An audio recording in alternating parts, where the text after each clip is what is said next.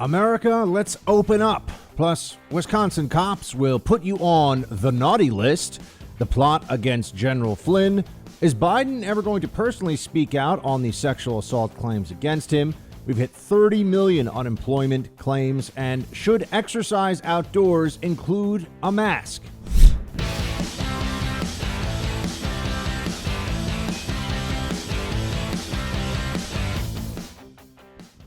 This came from us blind. We never knew. We had the greatest economy ever in the world, in the history of the world. We had the best economy. I say it openly. Nobody even challenges it. And they would if they thought I was wrong. We had the best economy ever, and we're going to have it again. Welcome to the Buck Sexton Show, everybody. There you have the president talking about what was and what he says will be again. We will get to that place where we have a rockin' economy, things going very well. For business, for individuals, some optimism. We need optimism these days. It's grinding us down, isn't it? It's getting a little tough out there on these lockdowns. It's a question that we're going to keep revisiting. When are we going to reopen? How fast can we reopen? And was all of this really worth it? Was all of this something that we should have put ourselves through? And if so, I want to see the data. Because so far, the data that I'm seeing suggests that it was not. Now, look, there's some tough new information. There's some tough new data specifically about jobs. You've got an additional 3.8 million more people sought jobless benefits. And I'll talk to you a bit about that. We've also got some bombshell stuff last night that I wanted to begin with today, where General Flynn, the move against General Flynn is beyond any reasonable doubt something that you could refer to now as a deep state ambush of the Trump administration national security advisor that used the worst kinds of behind the scenes FBI abuse of the system, of their discretion, that relied on dishonorable, disreputable tactics from people that are partisans. And now this new information is just confirming what many of us have thought all along. And I think that's really important for us here. I think we need to take stock on this issue of General Flynn of who was right, who was wrong, and why did they get it so wrong. Those who have been skeptical of the case against General Flynn from day one and been calling it an evil, politically motivated injustice were right. Meanwhile, the multi-billion-dollar media apparatus that defamed and tried to ruin Flynn out of partisan spite were wrong. Never forget that.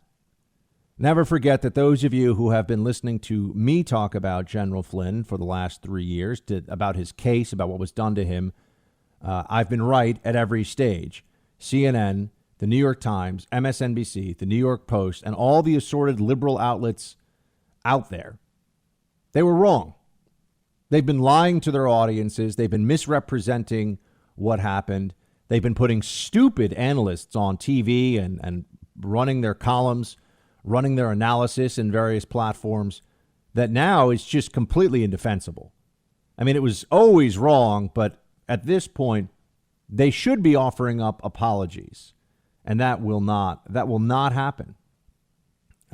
The unbelievable corruption and underhanded partisan tactics that the FBI and DOJ engaged in against Flynn and Trump's campaign, it should be noted, happened on Obama's watch and are ultimately Obama's responsibility. Libs can try to obfuscate this all day, but it's a fact. It was Obama's team on his watch taking this action against the presidential transition. What a bunch of petty, spiteful, insidious garbage this was. Your team loses, and so you make sure that the team that gets to take the field is not able to have the full benefit of their victory. You do this on the way out the door. Disgusting. Absolutely disgusting. And there's no way at this point, there's no way for anyone to explain this as an act of a mistake or as good faith gone awry. No, we see, and I will take you through the latest information here on this, we see what really happened. The Justice Department has had to turn over documents, and this is all because Sidney Powell, this lawyer who has taken up General Flynn's cause, she saw what happened here, and she's like, I'm not allowing this. You know, Flynn originally went to Covington and Burling. That was the firm that he went to represent him, and it's funny, he actually used to live like across the street from their office, and he did this thinking that they were going to represent his best interest. Now it looks like they had a massive conflict of interest, and they were not acting on his behalf in ways that they should have. Here's the quick review of what happened here. General Flynn, the National Security Advisor, former DIA director, and 30-plus year military veteran, he had a couple of FBI guys sent to talk to him after there was a news story about a conversation that he had. Someone leaked a conversation that he had with the ambassador. Criminal leak, by the way. And this person, whoever leaked it, should go to prison. They should sit in a cell. They should go to prison for this. You're not allowed to do this. Not allowed to play games with secret information in this way. Someone in the government betrayed their oath and broke the law. They should go to prison. It's not General Flynn. So this leak happened to Ignatius, the Washington Post. And then the FBI guys decided that they were, because, initially Flynn was denying it. And look, maybe Flynn kind of forgot what he said to he didn't have the transcript of the conversation, but he said, no, he denied it. And then they figured that they were going to go and get him. That was, some of you will recall from Ghostbusters when they see the first ghost in the New York Public Library, and, they go, stay close, get her. And that's their whole plan. And afterwards, Bill Murray's kind of laughing. That was your whole plan. Get her. Get Flynn was the plan. That was all this was. There was no reason. There was no real crime. There was no investigation. And we remember from James Comey that they were taking advantage of an administration in change, in flux. The transition is underway, and they were taking advantage of that for partisan purposes. So you have a new presidential team coming in with obviously tremendous responsibility, a lot of authority, a lot of power, representing the interests of the American people, duly elected in 2016, despite all the whining and crying from libs. Who should cry more? Cry more, libs, please. You're going to be, oh, man, I certainly, the party that I'm going to throw, I don't care if it's a party for one, but the party that I'm going to have if Trump wins re-election this fall, man, we are going to go jet skiing in a lake of liberal tears if Trump wins. And I still think there's a very good chance he will. But anyway, I don't want to get ahead of myself. So they send in these two FBI agents, and now we have notes about the thought processes around this. Here's what how Fox News breaks it down. Handwritten notes by the FBI's former head of counterintelligence, Bill Priestap, after a meeting with then FBI Director James Comey and then FBI Director Andrew McCabe, suggested the agents planned to get Flynn to admit to breaking the Logan Act in the alternative when he spoke to then Russian Ambassador Sergei Kislyak during the presidential transition period. What is our goal? One of the notes read. Truth admission or get him to lie so we can prosecute him or get him fired. If we get him to admit to breaking the Logan Act, give facts to DOJ and have them decide, another note read. Constitutional law professor Jonathan Turley called the document's implications chilling. Folks, this is exactly what I have been telling you all along. They did here. They created a completely absurd pretext, to bring a ridiculous charge or to create a ridiculous criminal predicate that no one really thinks this is a crime. This is Kafkaesque. I mean, this is Soviet-style abuse of the law by pretending that there's nothing in the law that has to make any sense whatsoever, by misinterpreting it and misapplying it for political purposes. This is a disgrace. James Comey should be in prison. Andrew McCabe should be in prison. McCabe should definitely be in prison for lying under oath. They just gave him a pass on this because they didn't want to hurt morale inside these institutions. Let me tell you something. The FBI is not going to be able to live this down for a long time. Anytime there's a political edge to an investigation that's going on with the DOJ and the FBI now, people are rightly going to ask a whole lot of questions. Is this on the up and up? Is this a bunch of deep state libs taking out their aggression on somebody that they don't like politically? That's what Peter Strzok did. That's what Lisa Page did, and Comey and McCabe. They were every bit as bad as we said they were. Every bit. And if you're wondering what was Comey's role in this, Comey thinks he's a hero for this. I mean, he is truly a sociopath. I mean, Comey's got real problems. This guy's a loon. He was the FBI director, folks. He was a U.S. attorney sending people to prison for a long time, making the determinations about who gets charged and who doesn't. This guy is a sanctimonious, self-righteous loon. And he was at the very top of the United States law enforcement apparatus.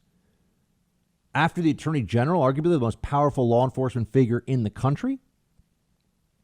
And we think this is okay? Of course not. But he's gonna skate. He's got a 7-figure book deal, and he's going around giving speeches. And here's what he said about his role in all of this. Play 17. I sent them. Something I probably wouldn't have done or maybe gotten away with in a more organized investigation, a more organized administration, in the George W. Bush administration, for example, or the Obama administration.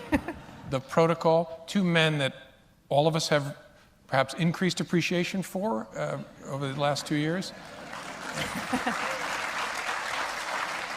And in both of those administrations, there was process. And so if the FBI wanted to send agents into the White House itself to interview a senior official, you would work through the White House counsel, and there'd be discussions and approvals and who would be there. And I thought, it's early enough, let's just send a couple guys over. And so we placed a call to Flynn, said, hey, we're sending a couple guys over. Hope you'll talk to them. He said, sure. Nobody else was there. They interviewed him in a conference room at the White House Situation Room, and he lied to them. And that's what he's now pled guilty to. First of all, it's pleaded guilty, which you would think the FBI director would know the proper terminology. And beyond that, he exploited the disarray and the frenzied nature of a presidential transition for a political hit. That's what this was. It was a political hit. And notice, look, the FBI's got big problems here, folks. This is not going to just go away. Current FBI Director Chris Wray doesn't look like he is willing to wash the dirty laundry properly within his own institution. You know, the CIA rightfully got pounded in the public's eyes for 9/11 and then for the Iraq WMD debacle. Okay, my old agency got absolutely crushed in the public's mind for those two. Now, the CIA, the 9/11 thing was intelligence community wide, so that was more diffuse anger, but it was certainly a failure at the CIA. It was actually really, in a lot of ways, a bigger failure at the FBI. But conversation for another time. And then the Iraq WMD thing, which really was blamed on Bush, but the CIA should have done better. That's just the truth. Now we have the FBI, which is much more concerning to us than the CIA, because CIA doesn't have law enforcement powers here. CIA can't show up, take you out of the shower in front of your family at gunpoint and lock you in a cell. CIA actually can't do that in this country. They won't do that in this country. FBI can. Just ask Roger Stone. They'll send 30 guys with long guns and tack gear on while you're having tea with your wife in your silk pajamas, watching reruns of The Price is Right, and they'll make sure that they come at 5 o'clock in the morning and that CNN is there. Oh, yeah, because they got lucky. Remember that whole thing? CNN's a bunch of liars. These people have lost it, my friends. They can't go back and reclaim their honor because they don't have any and they don't care. We'll get into the media angle of this in a second, but this is the deep state. This is real. We have proof. We've had proof for a long time, but this is even more. This is smoking gun. The Logan Act? You're going to have a conversation with the incoming National Security Advisor about the Logan Act? The guy's allowed to talk to people. First of all, the Logan Act is unconstitutional. I'll start with that. How could you even apply this? It's unconstitutionally vague and unconstitutionally broad, and no one ever charges it, so that's why it hasn't gotten overturned. But they decided they were going to just try to dust this one off. You show me the man, I'll show you the crime. That was Lavrenti Beria of the Soviet secret police. That's what they're doing here. That's the approach. And now there's no question about it. Flynn should not only be pardoned, people that were a part of this should be run out of the public square and should serve prison time. And you don't hear me say, I'm not somebody who says, oh, people should go to jail for this or that. You know, some of the Benghazi stuff, for example, from the Obama administration, that was incompetence. It was indifference. It was stupidity. But you can't send people to jail for being morons, or else a lot more politicians would be in jail. This, though, this is malice. This is abuse of power. This is ruining lives. There needs to be justice for this. We cannot allow this to stand. They went after one of the top White House officials of an incoming administration to settle a pro-Hillary vendetta. That's what this was. And also because all these people in D.C. that have been working there for decades and have reached the highest levels of the bureaucracy, they think they're so much more clever and important than they are. And let me tell you, they're overwhelmingly, deeply unimpressive. The people who work day to day in these places, some of them are fantastic. Some of them are bumps on a log. They're worthless. But some of them are fantastic. I've known both. The people that rise to the top, though, especially in a Democrat administration, remember, Obama appointed Comey. The people that rise to the top, bureaucracies like this, Brennan, Comey, McCabe, they're just all pretending. And they hope the people don't find out that they're really just frauds. If you're like me, when you're reading fiction, you still want all the details to be correct. You want the author to be a master of the subject matter, and if possible, to have some experience that's brought to bear with every page, with every scene, especially in an action thriller novel. Well, you've got that with Savage Son, the latest by Jack Carr. It's from his Terminal List series. This book is fantastic. It is a pulse-pounding action thriller. I'm reading it myself right now. You should check it out, too. Jack Carr has been there. He knows what he's talking about. He's a former Navy SEAL who understands the subject matter, and that really comes across. The audio edition of Jack Carr's Savage Son is available wherever audiobooks are sold, so download it today. In it, Jack Carr explores the darkest instincts of humanity through the eyes of a man who has seen the best and the worst of it. Go with somebody who really knows what they're writing about. It's a great book, moves fast, well-written. Download Savage Son wherever you listen to audiobooks. Download it today. Savage Son by Jack Carr.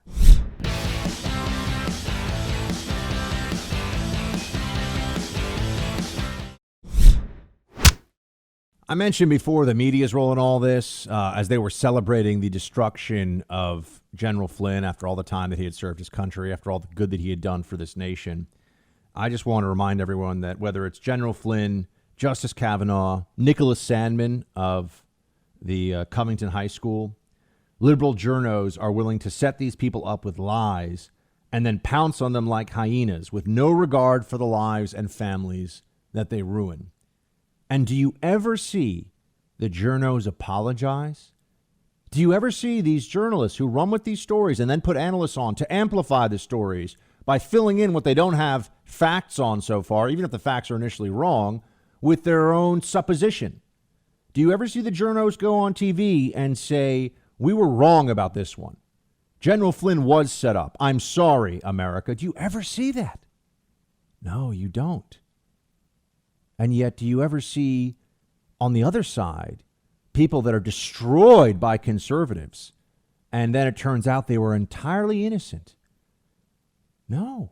What names come to mind? Jussie Smollett? Oh, that's right. He wasn't innocent at all. He's a total fraud. Journalists in America overwhelmingly have neither introspection nor honor.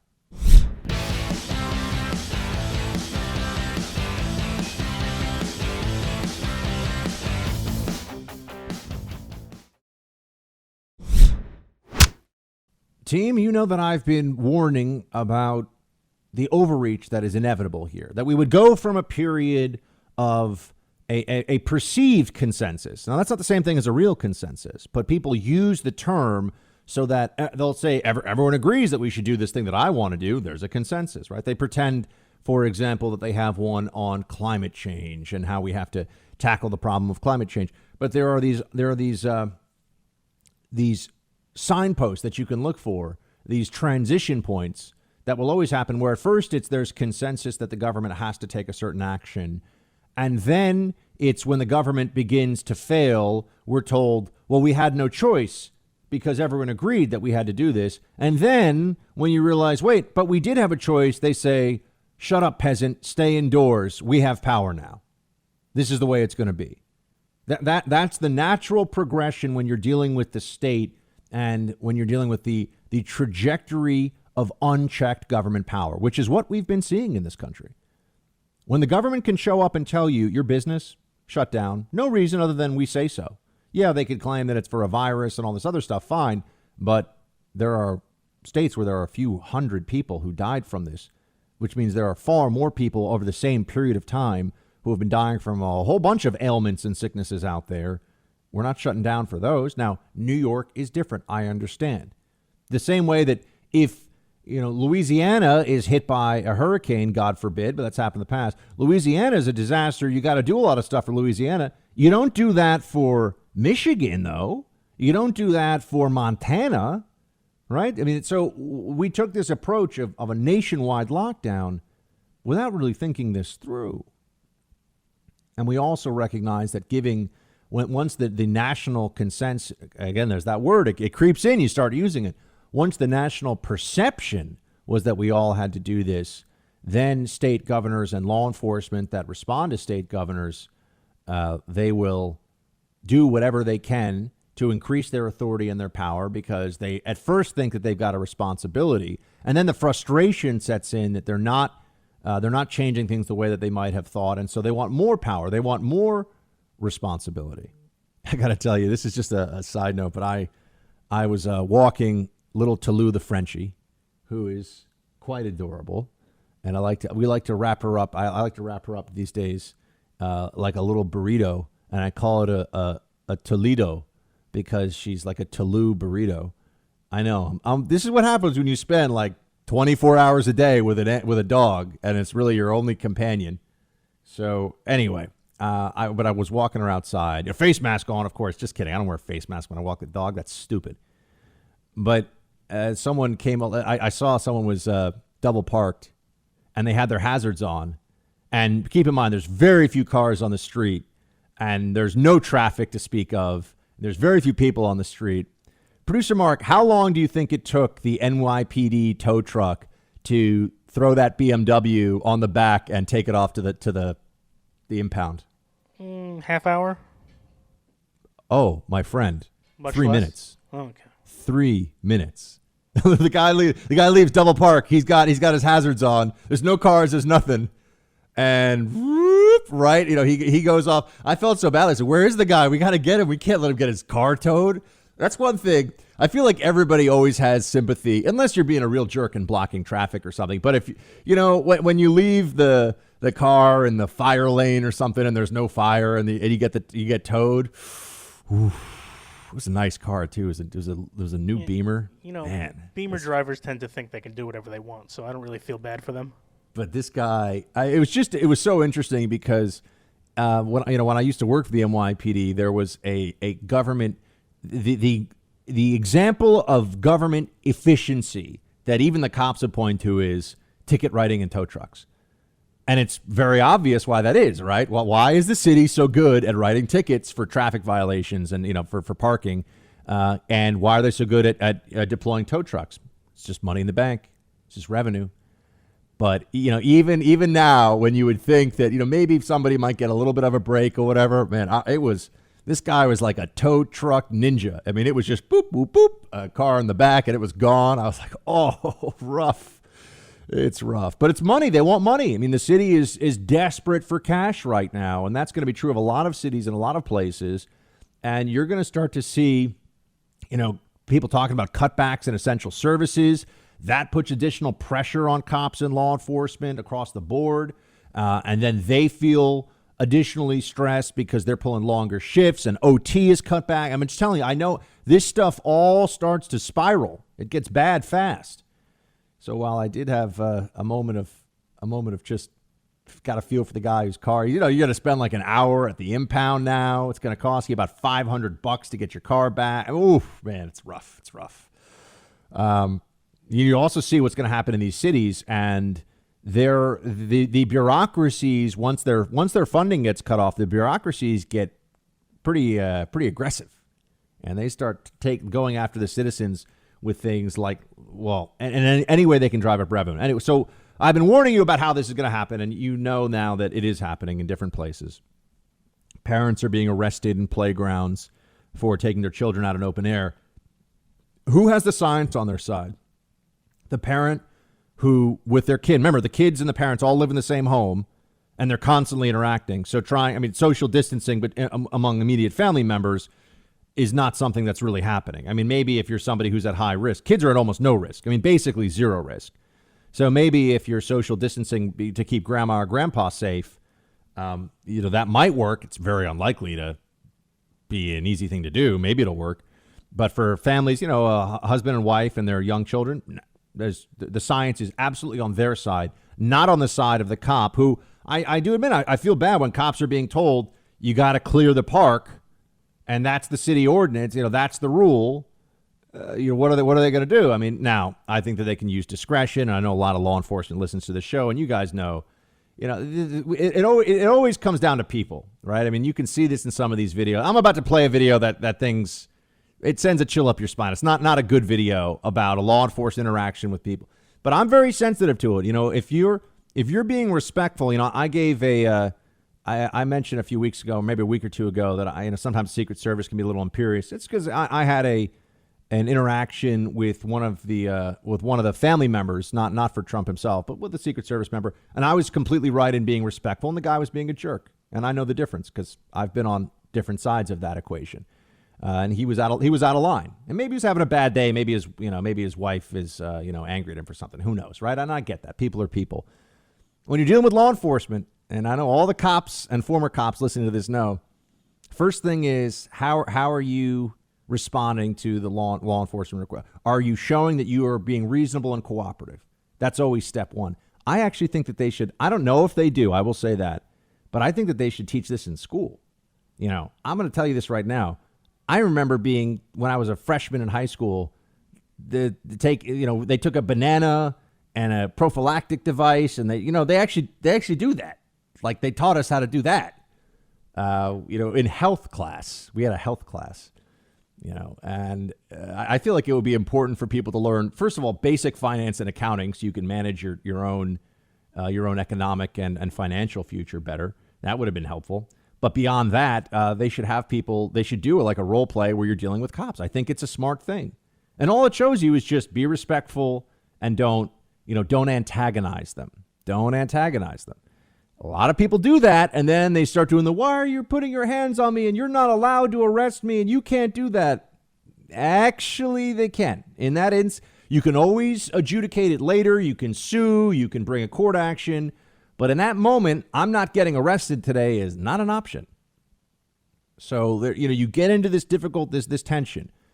That's one side of it. The other side of it is cops are people too. I've got a cop in my immediate family. Cops are people. Well, yeah, I think aunts, uncles. Those are considered immediate. Or no, well, in my family. Sorry, in my family. I don't want you guys to do a deep dive and say, wait a second, Buck's dad is a cop. No. One of my uncles is law enforcement. But you look at this and you say to yourself, okay, everyone understands that there's some pretty wacky rules out there, some pretty bad regulations that are being enforced on us. Governor Gavin Newsom, this just happened last night. I should have mentioned this at the top of the show. He is closing beaches in California to punish people because too many people weren't social distancing enough. Collective punishment is the calling card of authoritarianism. I mean, collective punishment is like a baseline reality in authoritarian societies. And that's what Governor Newsom's doing. Oh, you guys don't social distance enough? I'm going to take away your beach access. Well, everyone gets their beach access taken away because some people aren't. And the beach is also one of the safest places you can be. It's the whole thing is so stupid. We're surrounded with so much stupidity. But it is incumbent upon law enforcement to make good decisions about this stuff. And they also, so I said before, you got to be respectful of law enforcement, but it's a two-way street. Law enforcement has to use its discretion appropriately. Law enforcement has to be willing to, they've got a lot of authority. They can let you go with a warning, or they can just say, hey, as a heads up, or they can make a big thing of it. And everyone knows this, right? Sometimes they're going a little too far. This is what happened in where this was in Wisconsin. And here's how the exchange went. Producer Mark, play it. So are you aware that we're in a stay-at-home order right now? Yeah, obviously. By the government? Yes, of I am Wisconsin? aware. Okay, you're aware of that? I am aware. So I don't need to explain that to you?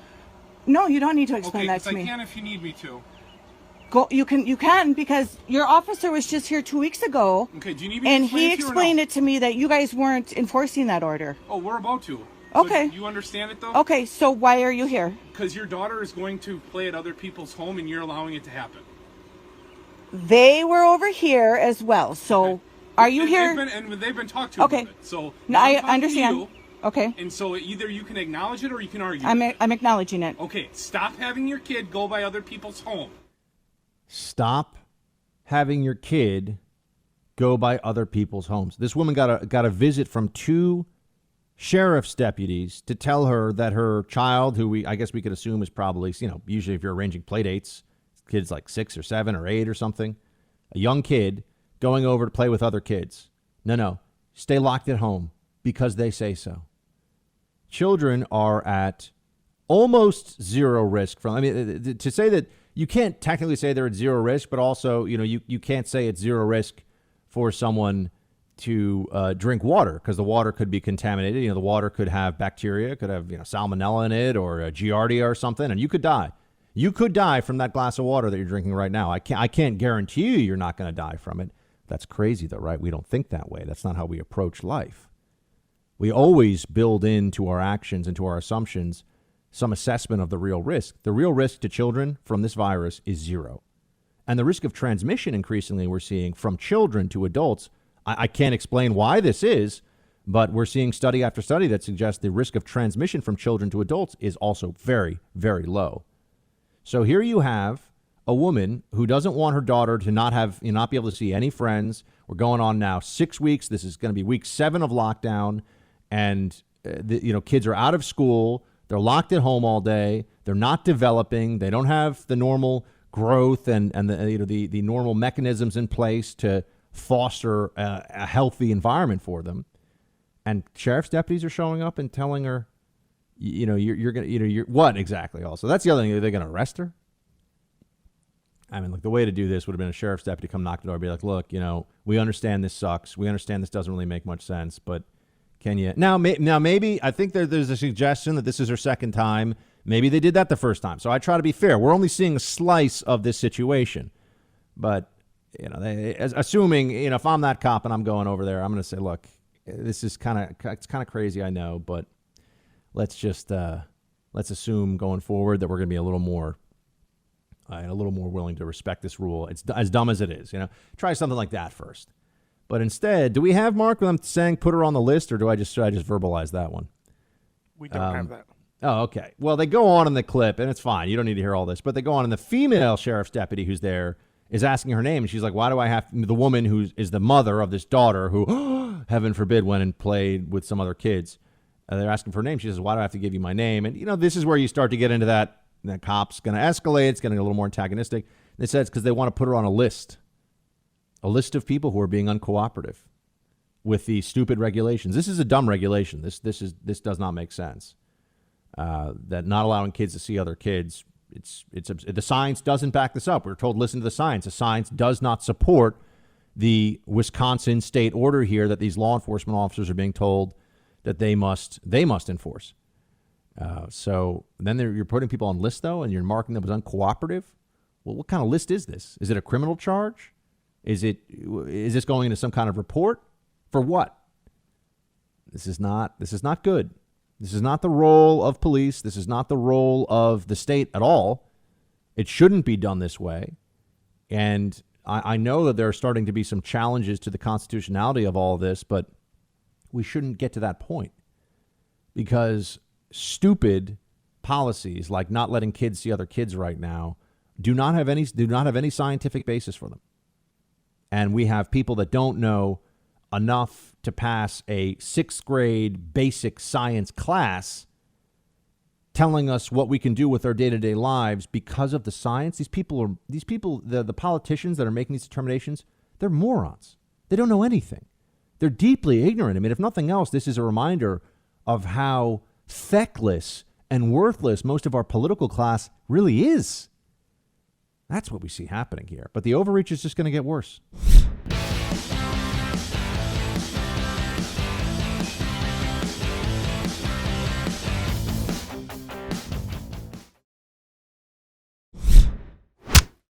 The data shows that remdesivir has a clear-cut, significant positive effect in diminishing the time to recovery. This is really quite important for a number of reasons, and I'll give you the data. It's highly significant. If you look at the time to recovery being shorter in the remdesivir arm, it was 11 days compared to 15 days. And that's a p-value for the scientists who are listening of 0.001. So that's something that, although a 31% improvement doesn't seem like a knockout 100%, it is a very important proof of concept. Because what it is proven is that a drug can block this virus. Some good news, folks, at a time when we could really use it. Remdesivir is not a silver bullet, but it's something, and it shows that we could have better things soon, hopefully. But it is good news.